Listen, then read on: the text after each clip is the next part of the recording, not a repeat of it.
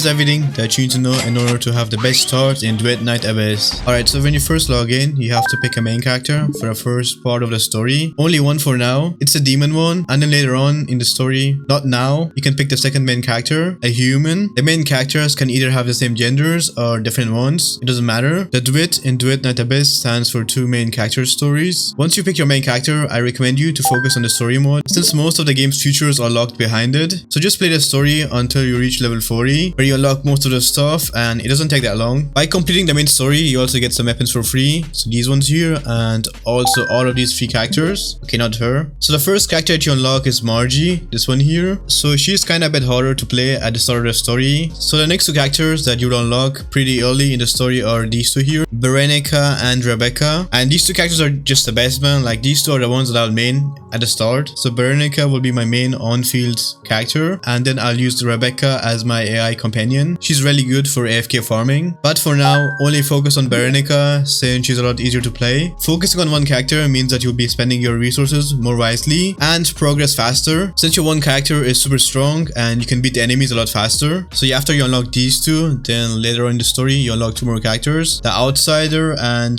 Truffle and Filbert. So this will be your healer for now until you unlock Daphne, which will be your next healer. And then you will get all of these characters for free just by completing the story. As for the last one, Lisbel, you will need to finish a roguelike mode. Just do that after finishing the story. Also, something to keep in mind while exploring or doing the stories, that sometimes an NPC will spawn called Lunulot. Okay, that's a tongue twister. So if you ever see it spawn, then there will usually be a voice line. So drop everything when you hear her talking and try to catch her. She drops really good loot, like stuff for crafting weapons, which will save you a lot of time. But if you don't catch her fast enough, then she'll run away and you won't get any loot. So if you ever see her or hear her, then again, drop everything you're doing and try to catch her. When it comes to the story, you also get to make some choices sometimes. Like, they give you a few options, and they do matter since they give you different points, and these points determine the difficulty of challenges, how characters will treat you, and you'll also get locked out of some quests if you don't have enough points. Until you get enough points, you can also use these points to buy stuff in the shops. When it comes to the characters, they don't have classes. They are split into different elements. If you want to check your character's element, then you can go up here,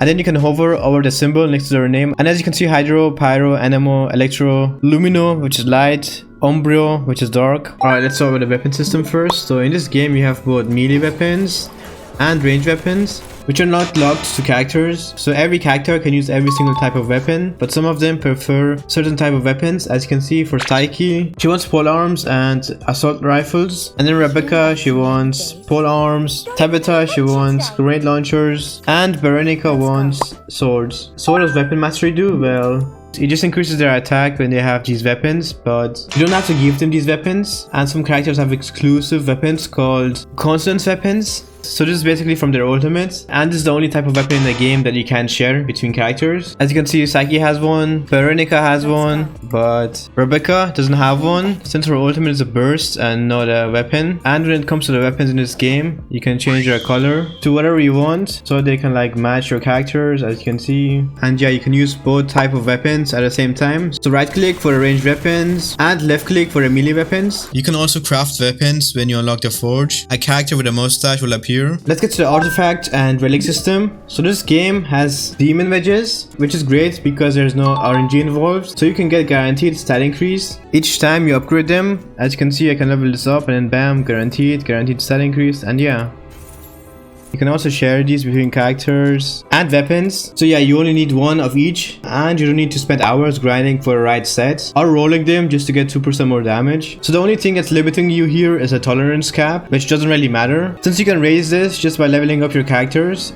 all their weapons. So if I go to this weapon here, as you can see, 0 out of 20, so I can press auto equip. And I'm already at max. So if I want to increase this from 20, then I go back, upgrade this. And as you can see, 20 to 24. So let's do that.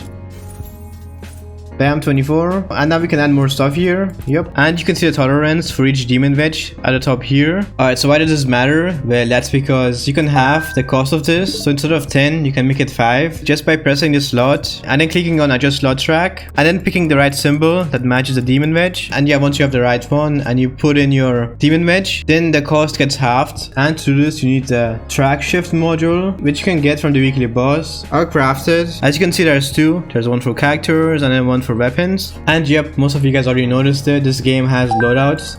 So yeah, you can have multiple builds. And some of these demon wedges here, they change your whole playstyle. You can get them for characters, melee weapons, and ranged weapons. And they can be shared through multiple characters. They also have powerful synergies with the characters' skills and completely changed how you play them. You guys already know the standard stat boost, where we also have enhanced plunging attacks, increased kill range, and enhanced projectile effects. These completely change how you play the game and the characters. As for the weapons, we have this melee weapon called Siren's Kiss. Just give it a demon wedge that increases attack range, and yeah, look at the difference in AoE. Now let's look at the demon wedge that changes plunging attacks. Look at this, completely different combat style. Look at the range weapons, normal attack speed, and now with the demon wedge that increases the attack speed, mag capacity, bullet explosion range, and bam, feels like a different weapon. Again, you have freedom and can mix match this as much as you want. So many options, guaranteed stat improvements, shared use across multiple characters and weapons, and these are not simple stat boosts, they change your whole playstyle. And if you want to know what these stats do, then you can click on attribute info here, and it tells you everything. Like for example, for the weapons,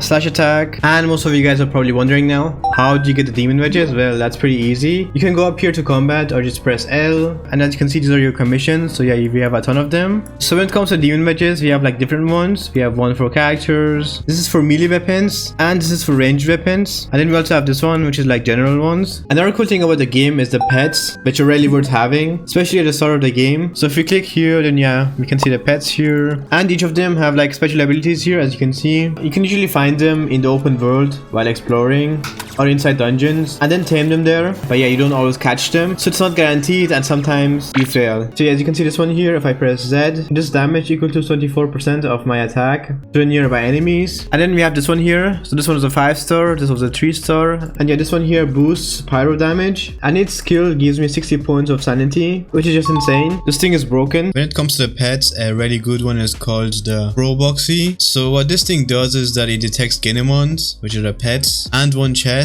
within 100 meters range. It will mark their location for 30 seconds. So yeah, this thing is OP at the start of the game. If you ever see one, then make sure to catch it, no matter what. After you finish the story, you can start your endless commission grind. When it comes to the commissions, they make you go inside a dungeon where you have to complete different objectives, which will be announced at the start of a dungeon. Don't worry though, you can summon 2 of your characters and give them each a weapon to farm for you, or you can do co-op with friends if you have some, which I don't. But yeah, going into co-op means less AI companions. I mean, if you have 2 friends, then you can't summon any AI companions. I would recommend you to farm the stuff for Rebecca first through the commissions. So the way that commissions work is that the main character that you're using will get the most XP. So max Rebecca first and then make her your AI companion because she has good AoE, and thanks to her, you will be able to level up your level 1 characters faster by AFKing in high level stages and letting your high level Rebecca do everything while you're watching videos or something. When it comes to getting new characters or weapons, the devs gave us this chart, and it will take too long if I explain everything here, so I'll have another video talking about this soon. Let's move on to the combat system. So first we have the right click, which is a ranged weapon. Left click is melee weapon, and you can hold it to do a charge attack, as you can see, bam bam bam, and then press it again to call the weapon back.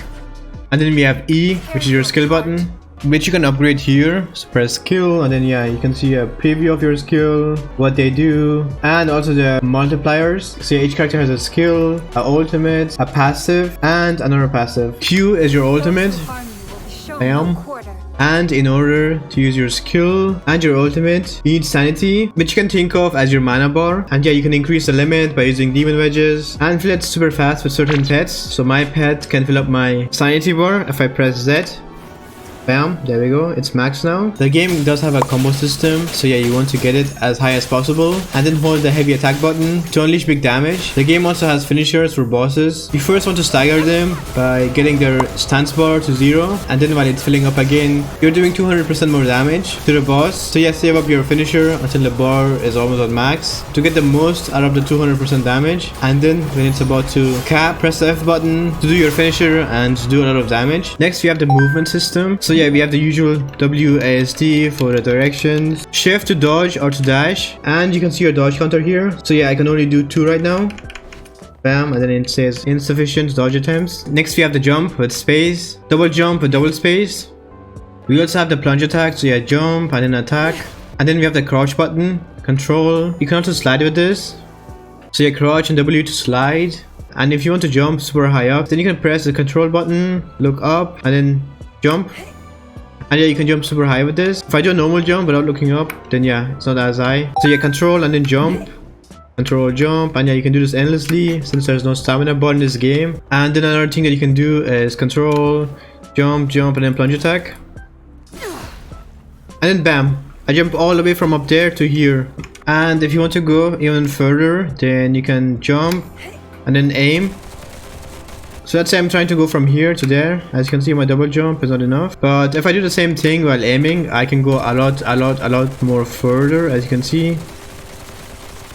Bam. This is the best tip that I can give you when it comes to movement. And you can also run across walls. And you can also jump over obstacles. Like, it's no problem at all, as you can see. Bam, bam, bam.